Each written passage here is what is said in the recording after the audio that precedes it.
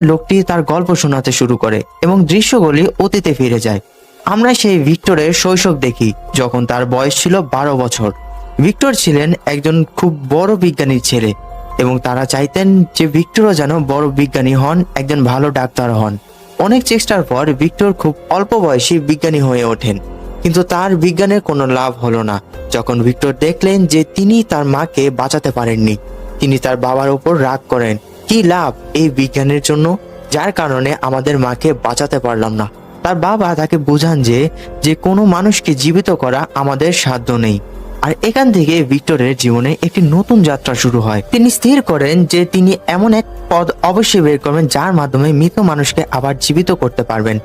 এমন কোন ফর্মুলা বা টেকনিক খুঁজে বের করবেন যা তার বাবার অজানা ছিল। দৃশ্য কেটে আবার বর্তমান দৃশ্য দেখানো হয়, যেখানে তিনি দানবটি যা জলের নিচে চাপা পড়েছিল তা আবার জল থেকে বেরিয়ে আসে। অবাক বিষয় হচ্ছে যে এত ঠান্ডা জলের ভিতরে থাকার পরেও একটি হাঁচিও আসেনি। এটি দেখার পর দৃশ্যগুলি আবার অতীতে ফিরে আসে, যেখানে ভিক্টর তার গল্প শোনাচ্ছিলেন। ভিক্টর তার ধারণার ওপর কাজ করতে থাকেন এবং মানুষকে জীবিত করার উপায় খুঁজে বের করেন খুঁজতে থাকেন। বছরের পর বছর কেটে যায়। যখন ভিক্টরের বয়স 30 বছর হলো, তখন অবশেষে তিনি বিদ্যুতের মাধ্যমে মানুষের অঙ্গ ব্যবহার করে মানুষকে জীবিত করার উপায় খুঁজে বের করেন।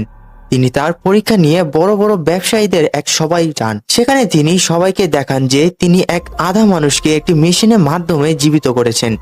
এটা দেখে সেখানে উপস্থিত সবাই ভয় পেয়ে যান, কারণ তাদের মনে হচ্ছিল যে ভিক্টর কোনো মানুষকে এভাবে জীবিত করে ঈশ্বরকে চ্যালেঞ্জ জানাতে চাইছেন এবং নিজেকে ঈশ্বর মনে করেছেন। তারা ভিক্টরকে মন্দ কথা বলতে শুরু করে এবং অবিলম্বে তার পরীক্ষা বন্ধ করতে বলে, কিন্তু ভিক্টর সেই পরীক্ষা বন্ধ করেননি।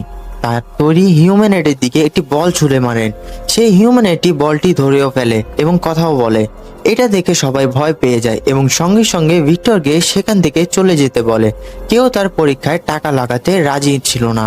ভিক্টর সেখান থেকে চলে যায় এবং তার তৈরি প্রাণীটি যন্ত্রণায় কাতরাতে থাকে। ভিক্টর কষ্ট পেয়ে সেখান থেকে চলে যান এবং পরে ভিক্টরকে ডাকেন এক খুব বড় ব্যবসায়ী।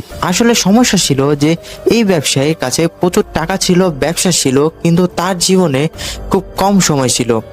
তিনি বছরের পর বছর ধরে এমন এক উপায় খুঁজেছিলেন যার মাধ্যমে তিনি রোগ ঠিক করবেন এবং তার জীবন বাড়াতে পারবেন। সেই ব্যবসায়ী ভিক্টরকে বলেন যে তোমার যত টাকা চাই, যা যা জিনিস চাই, দুনিয়ার যে কোনো কোণ থেকে চাই, আমি সব এনে দিব। তুমি তোমার ল্যাব তৈরি করো এবং তোমার পরীক্ষা সম্পূর্ণ করো, যাতে করে তুমি আমার জীবন বাঁচাতে পারো। ভিক্টর খুব খুশি ছিল।